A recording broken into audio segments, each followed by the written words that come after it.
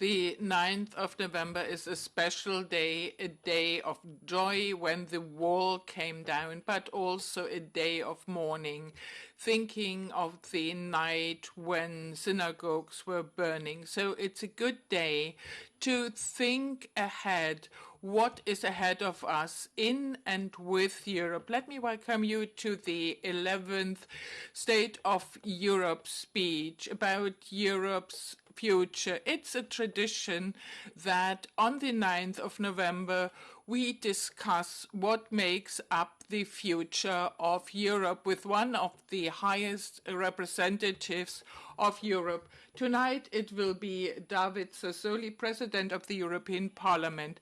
Later, we will discuss with young Europeans what this future is to look like, especially also for the young generation. And I'm very pleased to be your facilitator. Let me welcome you on behalf of the organizers, the Konrad-Adenauer-Stiftung, the Stiftung Zukunft Berlin, together with the Hallstein Project and the Stiftung Zukunft Berlin. They organized the project We Are Europe. Today everything is a bit different tonight, so we welcome you from the headquarters of the Adenauer Foundation. My name is Anke Plättner. I'm a TV journalist. First, I would like to give the floor to the chairman of the Adenauer Foundation, Professor Norbert Lammert. He was the president of the German Bundestag. He will welcome us, and he will be followed by David Sassoli, the president of the European Parliament. You've got the floor. Mrs. Plättner, ladies and gentlemen, President, I'm pleased to welcome you at your monitors. For known reasons, the format tonight is quite different here in the Konrad-Adenauer Foundation.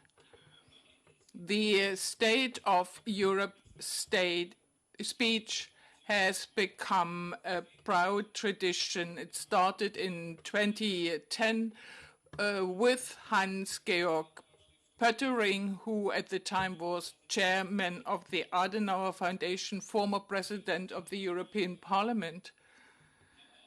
And he gave us a continuous task. This was the obligation to use this historically outstanding day to rethink what Europe means to us and what special role Germany can and should play in a Europe that grows together.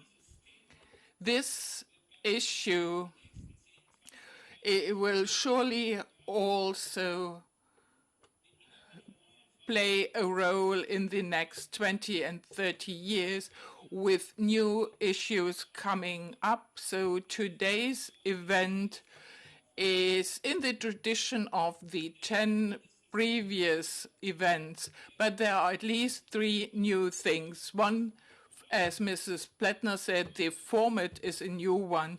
Today we cannot welcome so many people interested in Europe and its future as it was possible during the last years.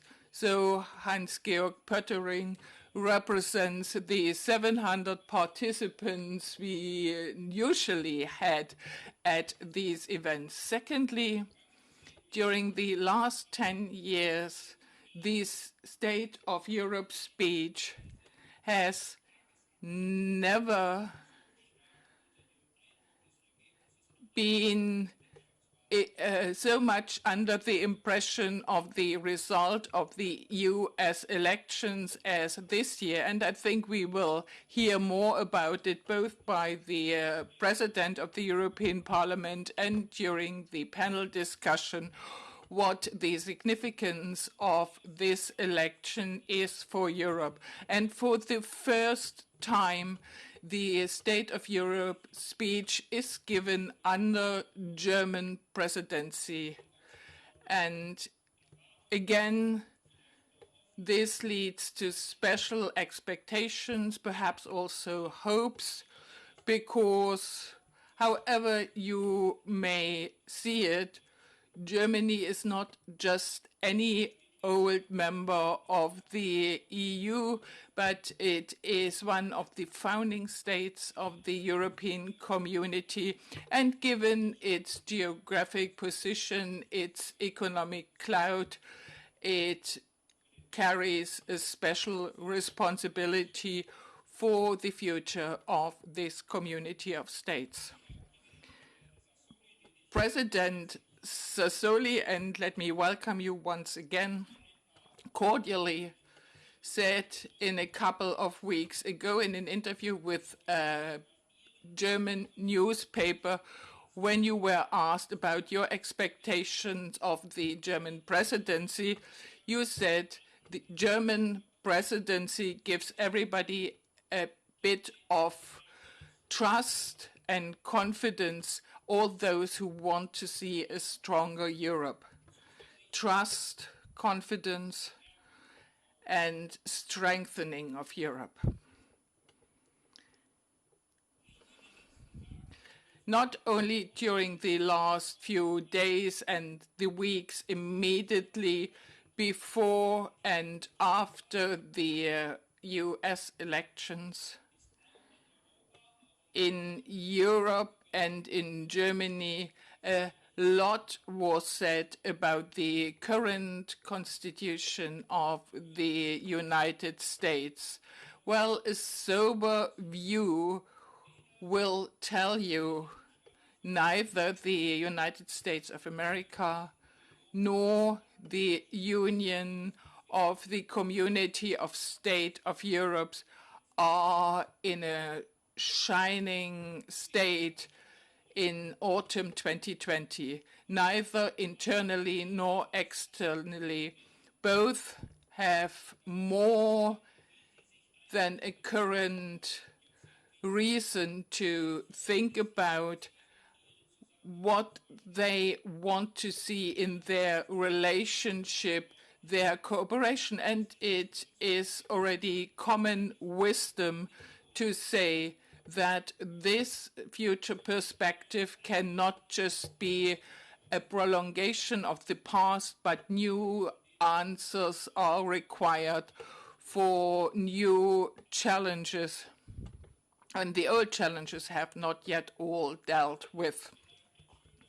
So it may be a nice coincidence that the 11th State of Europe speech takes place under a different format than the previous 10 ones. But when we look at the current political situation in Europe and in the US, looking at the possibilities and the limits of the state possibility to act under the conditions of the pandemic, that we think what they expect of the future. Let me thank our partners, the Stiftung Zukunft Berlin and Volker Hassemeyer.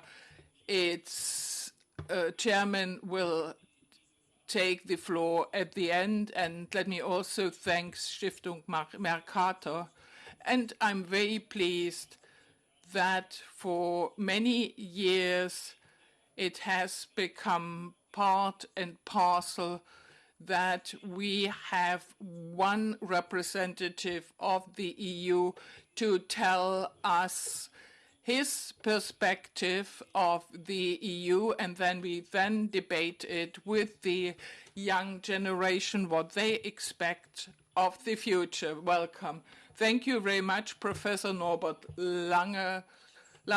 Normally there would be a long applause, but you can do it by pressing on the emojis. Last year, after the 10th State of Europe speech, there was a lot of noise at the end. We all sang together the hymn, the anthem of Europe. And it was a touching moment, and this is very important, that politics may be emotional, as we could see last Saturday when people were dancing in the US in the street. So this election is important for us to make clear, though now people look differently at us. It is an opportunity in this sense, make Europe great again. Our life has changed, and it's a different paradoxon that we have to exercise social distancing. Last year, Ursula von der Leyen spoke a lot about the new Green Deal, climate change, which has a bit been pushed behind because of the pandemic. Today, the parliament has the floor. David Sassoli, who has become the president since 2019, he has been an MEP for the Socialist Partito Democratico. He is a journalist by profession, and he worked with a broadcasting station. So I'm pleased that somebody who knows the media and support them now. Now you can hear to the 11th stage of Europe. You hear the President of the European Parliament, David Sassoli, live from Brussels. You've got the floor. Grazie. Grazie. Thank you very much, President Lammert, friends of the Adenauer Foundation.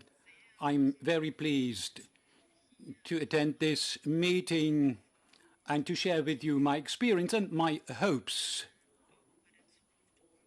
about the visions of the future of Europe.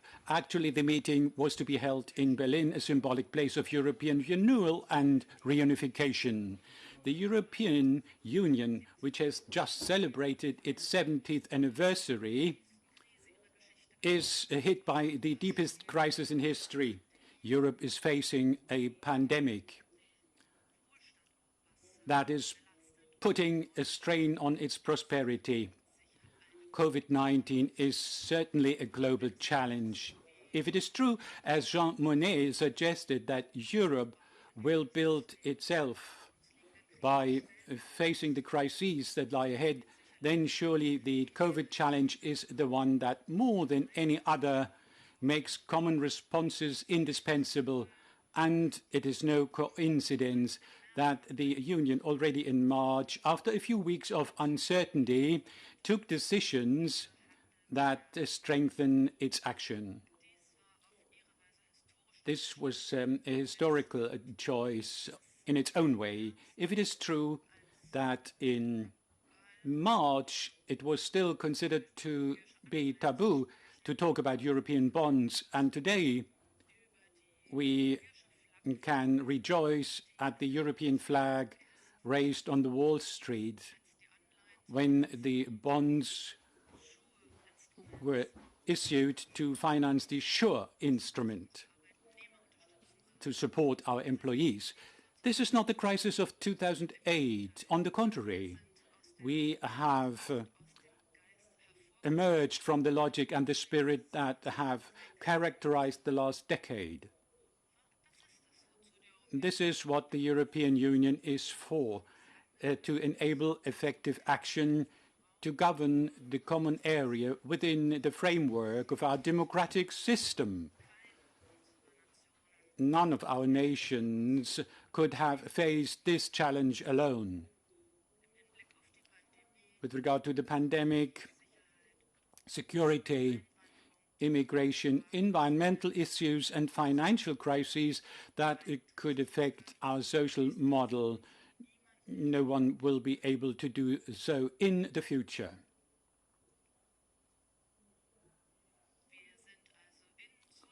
So we are united in solidarity, and today we can commemorate the anniversary of the fall of the Wall of Berlin with more confidence. The collapse of that symbol of totalitarianism was the triumph of our model, which finds its political basis in democracy and its moral and legal basis in the defense of people's rights and fundamental values.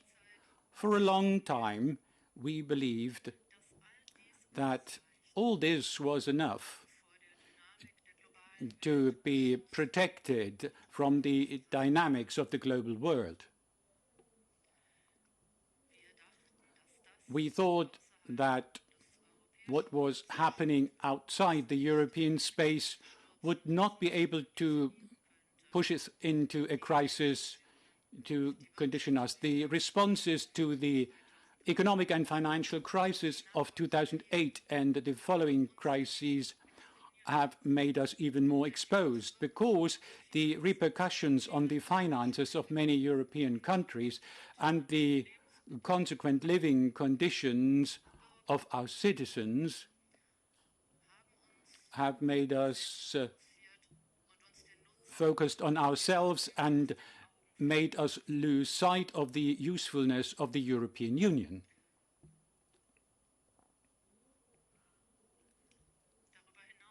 Moreover, all this has made us marginal and irrelevant on the international scene.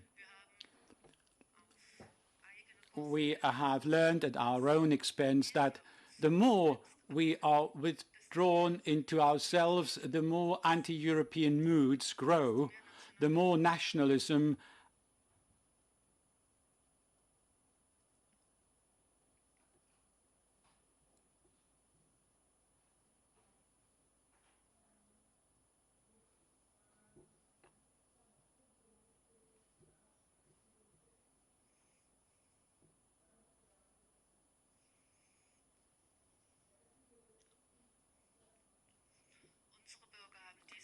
our citizens have understood this. They participated in the last European elections with a record turnout and rewarded the pro-European forces. With this legislature a year ago, after elections, that made it clear the risks we are facing. And during the election campaign, there was a lot of nationalism that was expressed in our cities. Then we began to think again about ourselves and to project ourselves in a new dimension. We started thinking about our function and what lesson today's world could offer us the key to facing internal and global challenges.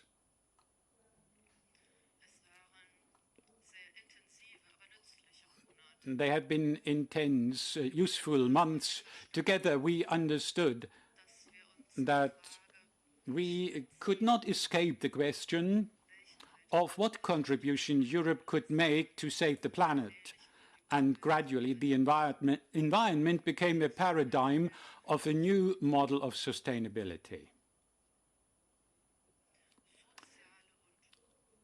Social and ecological sustainability. And it was with the European Green Deal proposal presented to the European Parliament at the end of last year by Ursula von der Leyen that we were able to offer a vision and tackle the COVID crisis, taking unprecedented measures and proposing common responses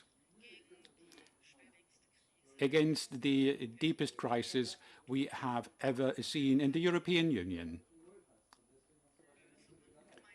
We have proposed solutions together. The pandemic has affected the most vulnerable, the elderly, isolated people, women, young people and people with disabilities, and has only served to increase inequalities in our countries. Many employees have lost their jobs. In addition to these inequalities within the states, there has been a profound increase in inequalities between the member states, revealing the horizon of a form of disunity between a north and a south, an east and a west, with very different economic realities, expectations, and sensitivities. Europe, contrary to what many feared or were hoping for, Europe was not unprepared. The challenge, of course, is immense, and it will take years. Will we succeed? Would we be up to protecting our citizens? Will we be able to disperse the heritage of values handed down to us by the generations before us and make Europe an area of peace, well-being, and solidarity? From March to today, we have done everything ourselves. For the first time since World War II, we have faced a global challenge without a common vision with our main ally, the United States of America. This has never happened before, and this has made the responses to the crisis effective. That is why we are pleased that the election result in the USA has rewarded a president who openly talks about re-establishing an axis with the European Union and has repeatedly launched messages for a resumption of multilateralism. The first phase of the European response to the pandemic is coming to an end in these days.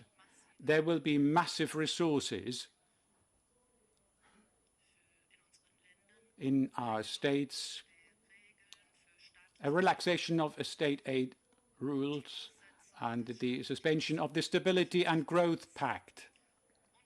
And we hope to have a multi-annual financial framework that is up to the task, accompanied by rules to better protect the rule of law. In short, it was understood that if one country collapsed or failed to make it, all the others would suffer heavy consequences. A common debt, first among our public opinions and then for our institutions, has become synonymous with solidarity among states. Of course, as you know, there are many differences that has to be overcome. A lot of misunderstanding must be clarified. Many bridges have to be built. The European integration has always been slow and bureaucratic. However, these months it has accelerated dramatically. It will be the convenience, the answers to the difficulties of citizens and businesses that will tell us if we are on the right track. Europe has, therefore, reacted well to the urgency of the crisis and has provided new instruments for this.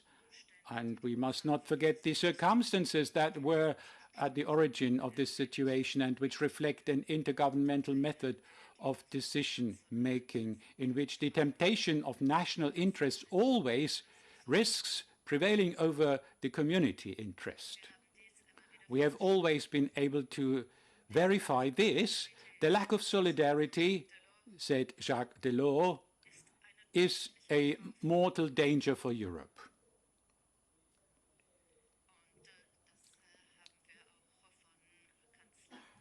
And that is what we have also learned from Chancellor Kohl, who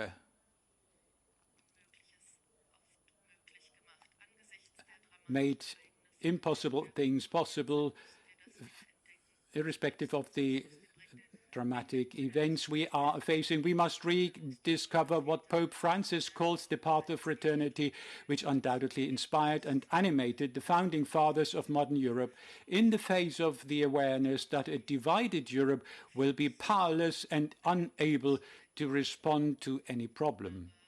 But we have already shown as Europeans that we are capable of having a common vision and of making history.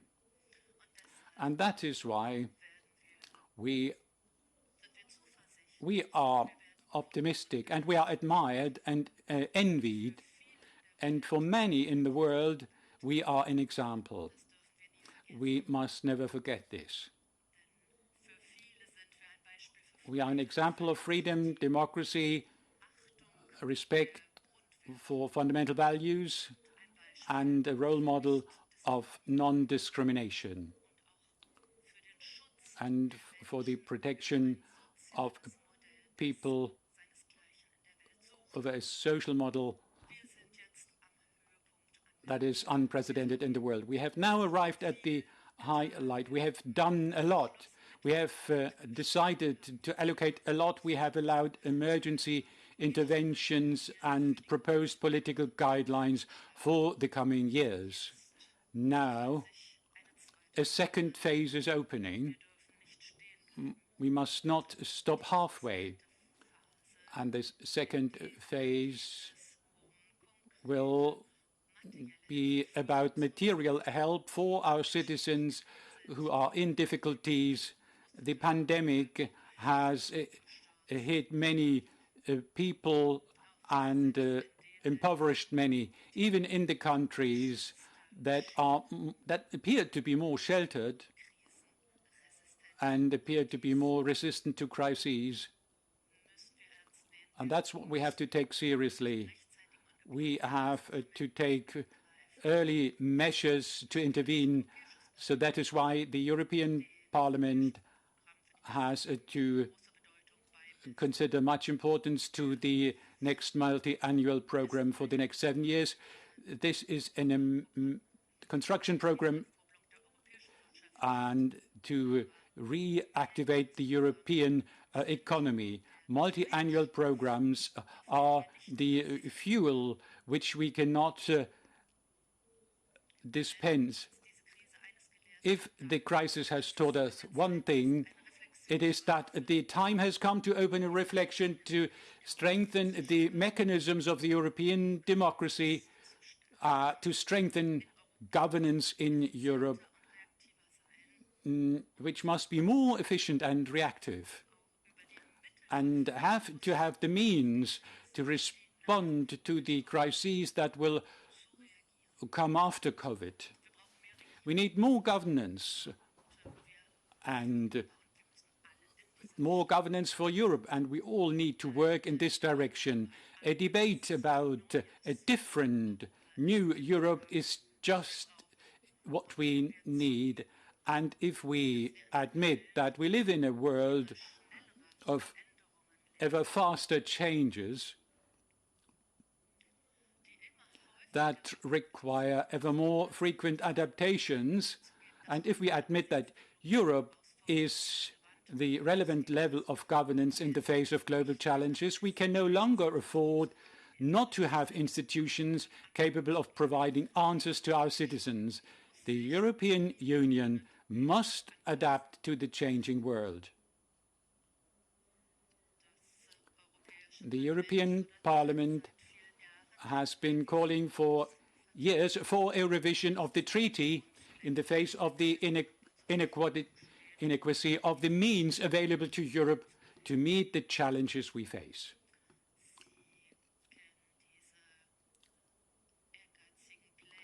You know the ambitious plans. It's about a conference on the future of Europe to be held, and this will offer an opportunity to, together with the citizens and the national parliaments, to define our project for a functioning Europe and a European democracy. This conference is the big ambition of this legislature, And in July of last year, we talked about this plan. Here I would like to express my confidence in the commitment of the German presidency of the Council of the European Union to reach an agreement between the member states, the Parliament and the Commission on the presidency of this conference. The conference should draw lessons from the crisis and give the Union the capacity to adapt its decision-making instruments to operate more effectively and with adequate means. But it will also be an opportunity to rediscover the soul of the European project. That is why I am convinced that we must allow the conference to begin its work as soon as possible. The renewal of the ambitious European project will require a genuine and strong democratic mandate, a prerequisite for its legitimacy and its success. For my part, with the support of all the political groups in the Parliament, I have tried to work for democracy in such a difficult moment, and that it will not be defeated by pandemic. That is why we have constantly adapted our working methods so that the European Parliament was able to function, to legislate, debate and vote. We have remotely allowed Parliament to function and the European Union not to get stuck. All our institutions must learn from the pandemic and must adapt to meet the challenges. The future will not allow us to rest on ancient rights and ways.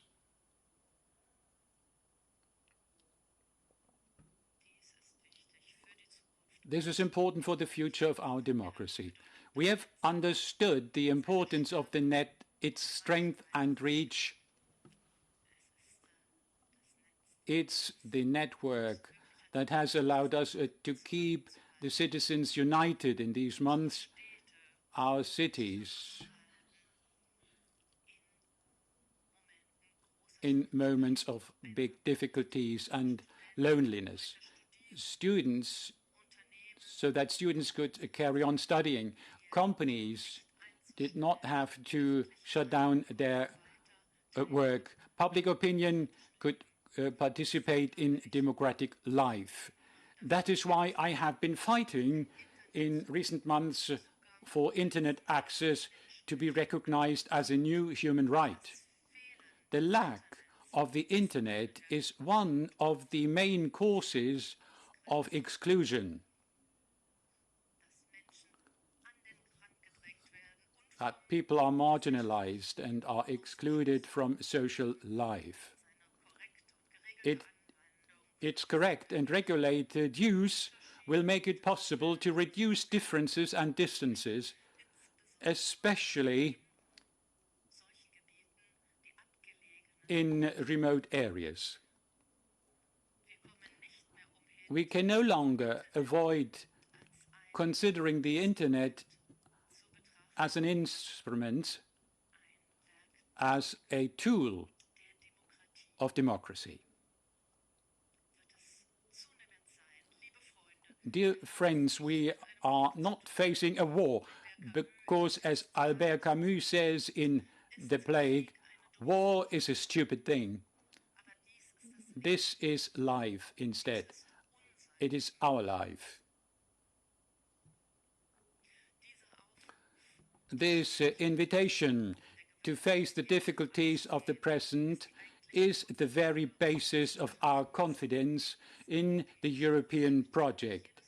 Like any project, we need a new humanism because we are called on to do this, and therefore this contribution is so important. We need new ideas.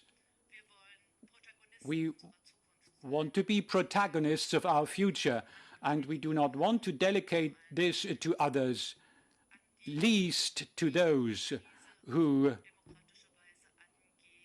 tackle the crisis in an undemocratic fashion, who follow totalitarianism.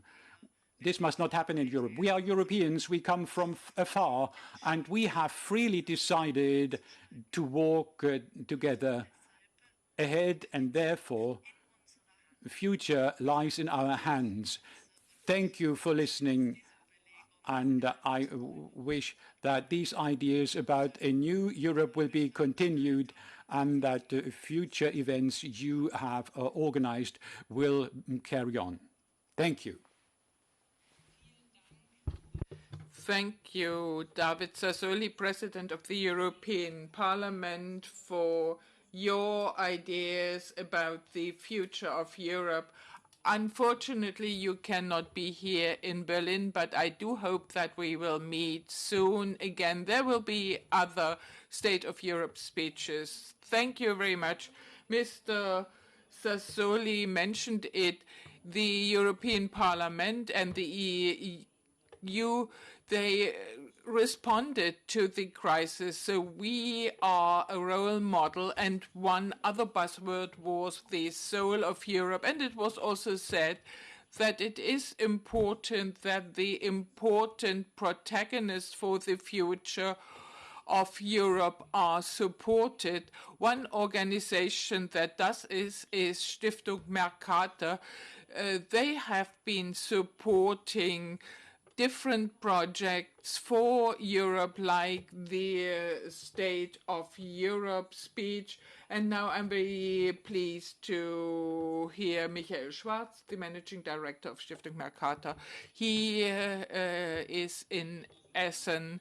In absentia, I would like to send my greetings to President Sassoli, to you, Mrs. Plättner, and to thank all of you, especially the President of the European Parliament, for this clever, optimistic 11th State of Europe speech. To see Europe as a role model provides confidence, and this speech also describes what the common future is. And I'm also looking forward to the discussion with young Europeans. We are very pleased, and we would like to thank Mr. Lammert and the Konrad-Adenauer-Stiftung that we are part of this speech, of this European moment here in Berlin. We think it fits well with our task. We have a new strategy. What we do is under the motto Europe in the world. We want to have European cohesion, rule of law, and the new relations to important countries. The project We Are Europe fits very well because it allows us not only that young Europeans may discuss after this speech that gives an insight in what happens in Brussels. They can share their ideas, but also outside this project, we cooperate with the civil society, young citizens, and debate the future of Europe. So that's why thank you once again to Konrad-Adenauer-Stiftung, Zukunft Stiftung Berlin, and the Humboldt University of Berlin. The 9th of November is a very special day, and it's a very special year.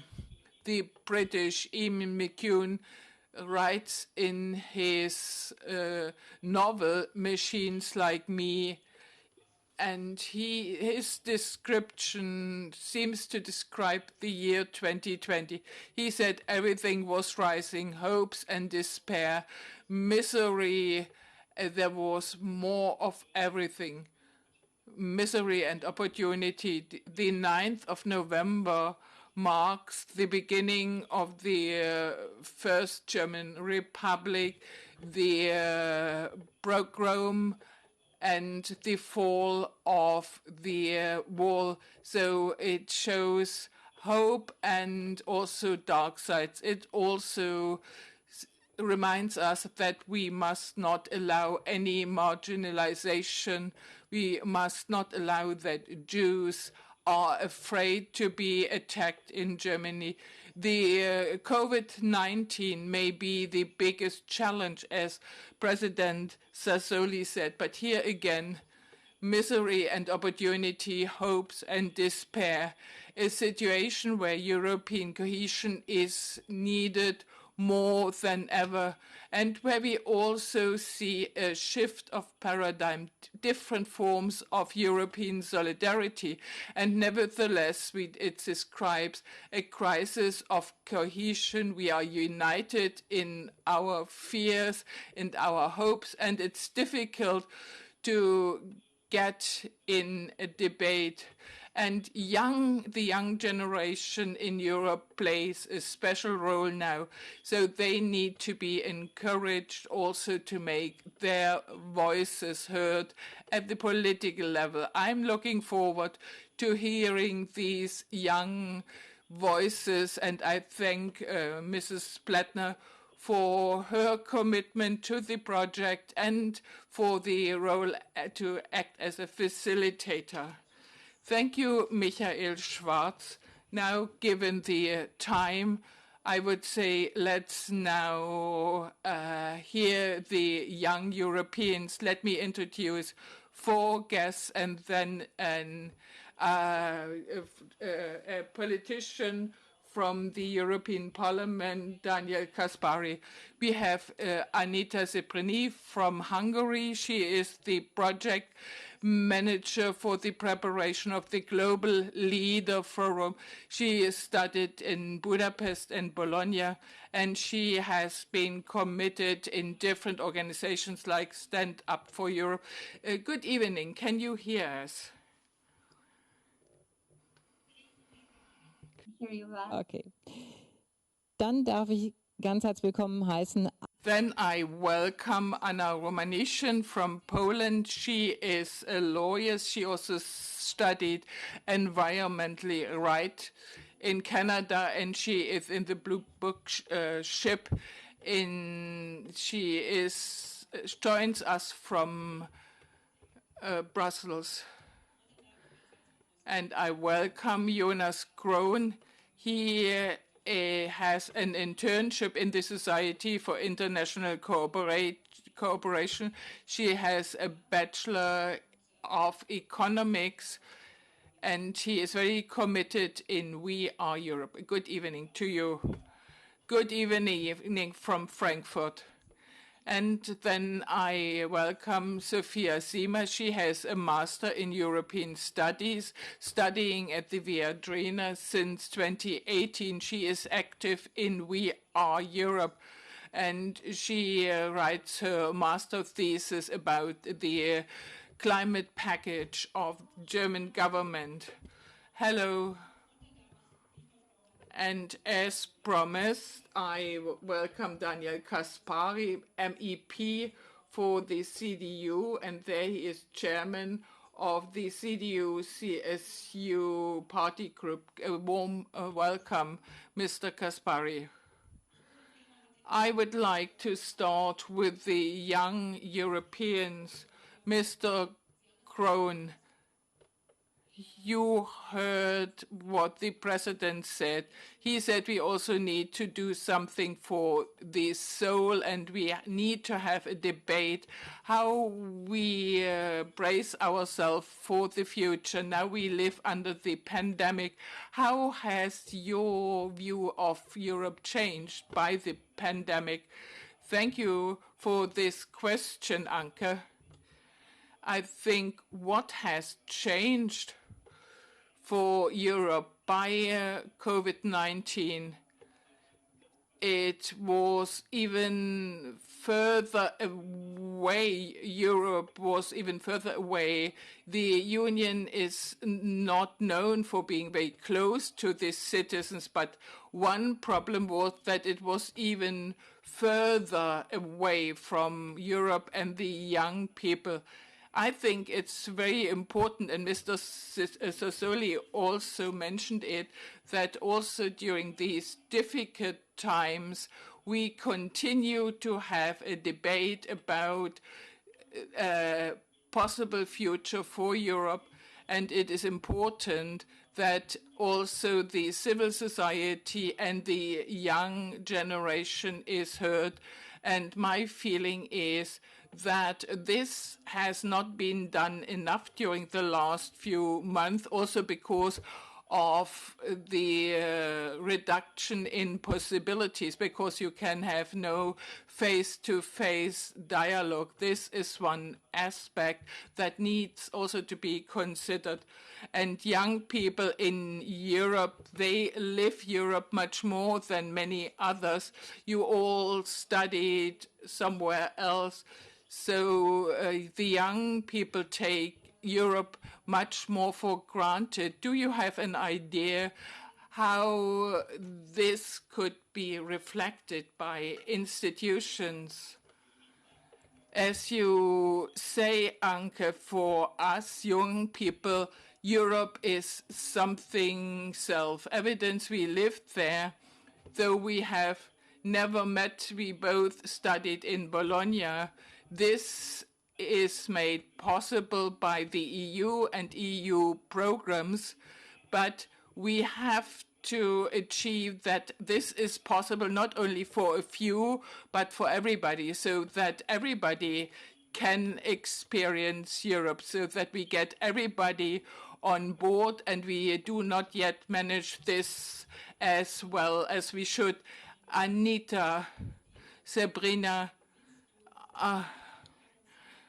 well, so I just address you in the more formal way, all of you in Hungary. There is a lot of skepticism when it comes to the EU. There are many critical voices. What would you say? How can citizens be convinced, as also Mr. Sassoli said, that we have a debate, take people along, and make Europe more visible also to the outside? That's a great remark and a huge problem in Hungary. Unfortunately, people don't really feel close to the European Union. They don't understand, what happens in Brussels, and the official state communication doesn't have that. However, my generation, which is quite a large number of people, they grew up in Europe. We were born after the regime change. We had all the chances to travel and study in Europe. So we bring that mindset. So I think we have a huge responsibility to bring this feeling and give it to the people. In this case, it's to older generations, and to talk about it. It's all about storytelling, narrative building, and I would like to emphasize another word, which is community organizing. Get to the smallest communities and talk about Europe, talk about possibilities, they could discover and use to get to know Europe, what it means to be European, what Europe can do for them, because there are a lot of things Europe does for Hungary and for the entire region. It is just not communicated. That's what I think. So I would emphasize like 3 words, which is vision that has to be communicated, community, strengthen community and civil society, and solidarity, of course. Solidarität ist ein wichtiges Stichwort. Solidarity is an important buzzword also now during the pandemic. So let me go to Poland. Mrs. Romanishin, where do you have the feeling that Europe is visible, especially now during the corona pandemic? Do you think that Poland looks more at Europe, or do they more restrain? Thank you. I will speak English. Poland, Europe definitely played a big role. Now, especially with the Corona situation and the political situation as well. Although I realized that, or I noticed that in general, during Corona times, especially at the beginning, we had the tendency to sort of close ourselves back in national states. I think that was one of the very bad impacts of Corona, that we sort of rolled back with the European solidarity in the minds of people and the governments. Obviously, the EU helped a lot and facilitated help between the states, now even more. But I think the feeling of a lot of society or populations or societies is still very national, unfortunately. And I think it also lies with the fact that there is no communication between the EU or Europe and citizens as much as there is between their own states and the citizens. And that's make it difficult, and also because it's the member states that sort of pass on and debrief citizens on what the EU does for them, which very often is against their interest, their own interest, national government's interest, to do it, to put the light on the good that the EU does. Es ist schwieriger, also das ist ein wichtiger Punkt, passt auch zu dem, was... It's an important point, and it is also goes with what Jonas said, that the citizens and the young people are not taken along.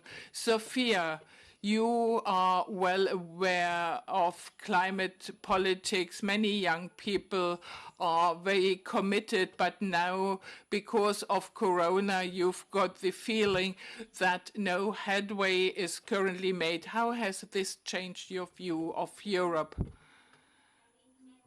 I must say my view of Europe has not changed a lot because of this. But I do hope, well, though there is one big crisis with a lot of impact, I would wish that another big crisis like the climate crisis is not lost sight of.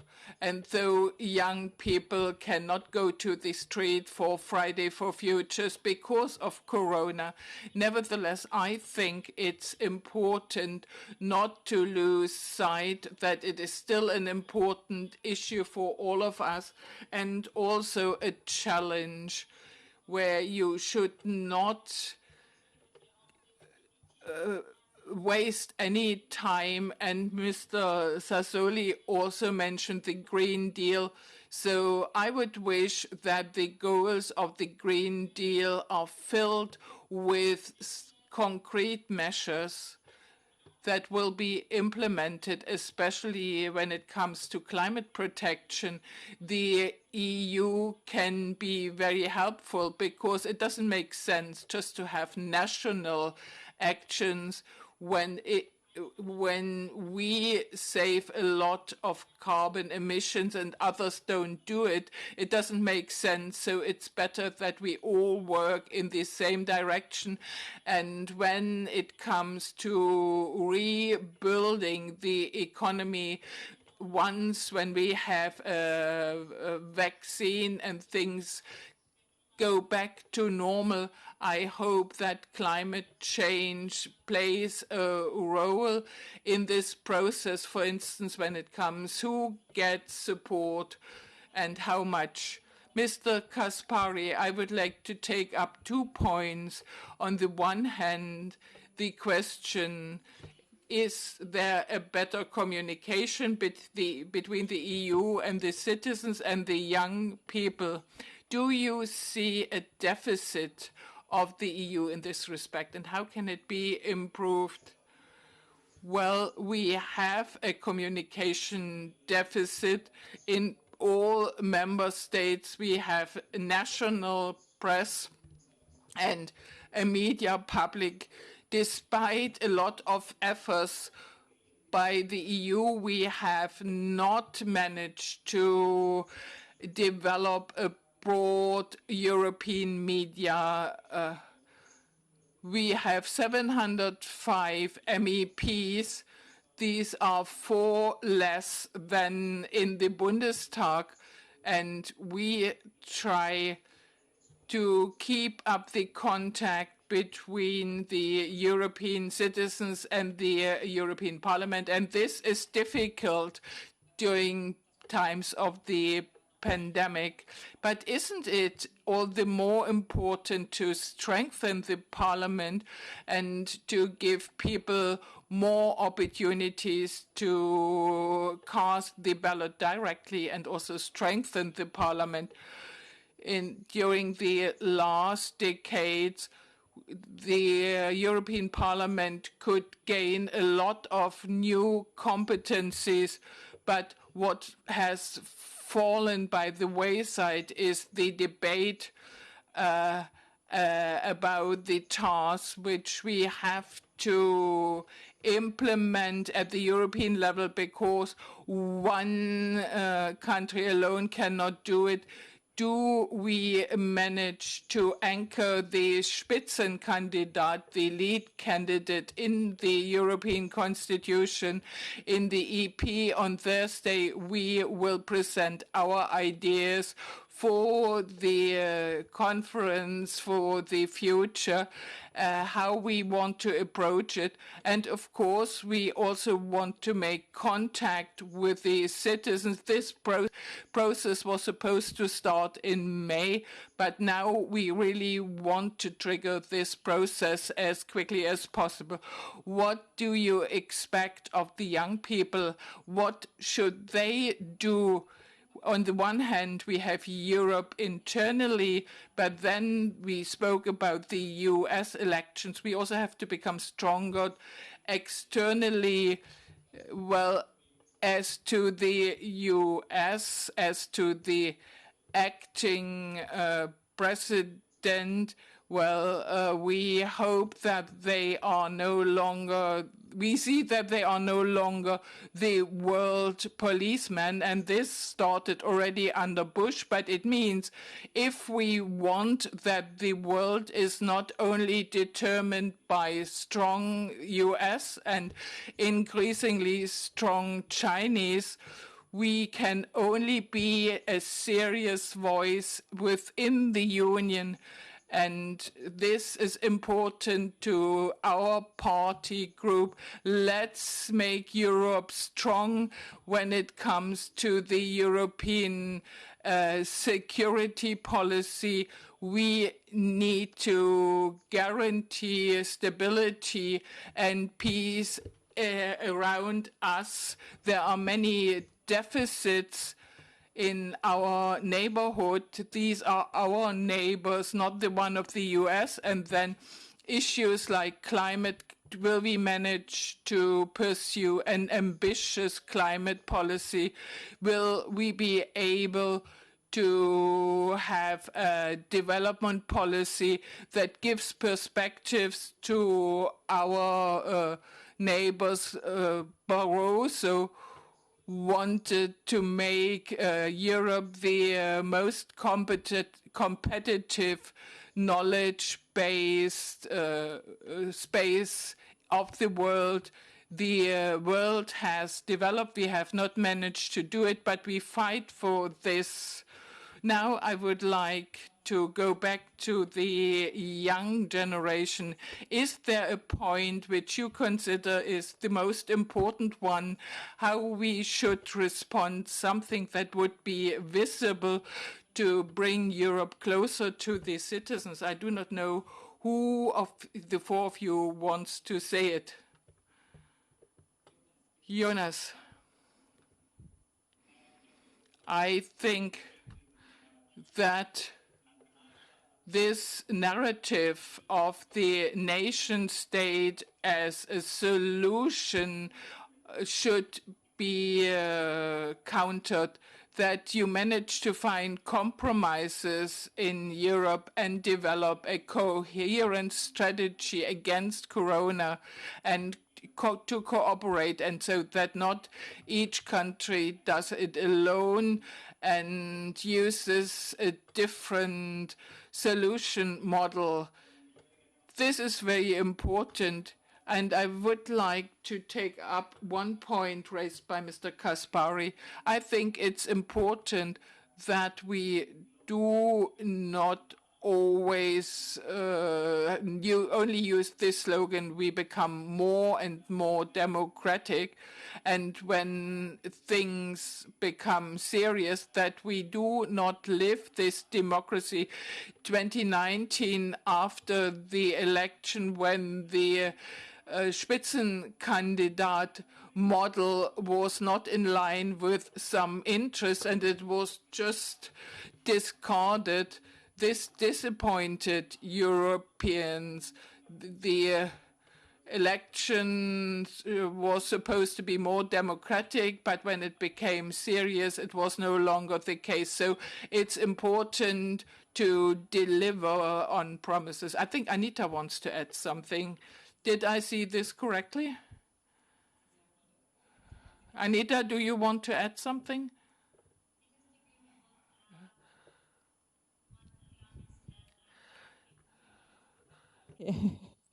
Gut, aber Sie finden das auch eben gut und das ist wichtig. But you think it's also important to deliver on promises. Sophia, perhaps, what would be important for you? What would be an important external step so that we show Europe clearer to the outside? I can only agree to what Jonas has said. I think especially now during the pandemic, we have the opportunity to support each other. For instance, also to accept patients when hospitals are crowded or financial support. But let me come to the climate issue. Mr. Sassoli said often Europe is seen as a trailblazer in the world, so it would be very helpful if we could also become a trailblazer at the in the climate field. Looking at the US, despite the absence of Trump, the US still has a long way to go before they become a climate trailblazer. Well, a clear task for you, Mr. Kaspari. I think these are really the main two construction sites. So whether we mention 70 years after World War II, that there is no contradiction between national and European interests, but that most national interests can be addressed much better at the European level. I see it with a lot of concern that there is still this contradiction in some countries. And the second point is climate. We need to be the trailblazer with the ambitious aim mentioned by Frau von der Leyen. But there's another point we have to make sure that we are the trailblazer and not the sole one. So when it comes to the nuclear exit, there we are no trailblazer. Nobody follows us. So when it comes to climate, we need other countries to follow us. There are some states like California that the Chinese announced to become climate neutral till 2050.